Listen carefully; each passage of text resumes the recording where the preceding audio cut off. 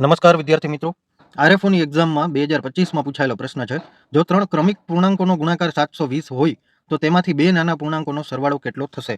હવે 3 ક્રમિક પૂર્ણાંકો લઈ લઈએ આપણે. પહેલા એક x થશે, એક x + 1 થશે, એક x + 2 થશે. તો હવે 2 નાના પૂર્ણાંકોનો સરવાળો પૂછ્યો. 2 નાના એટલે x અને x + 1. તો કોઈ પણ 2 ક્રમિક સંખ્યાઓનો સરવાળો કરીને તો હંમેશા એકી આવે.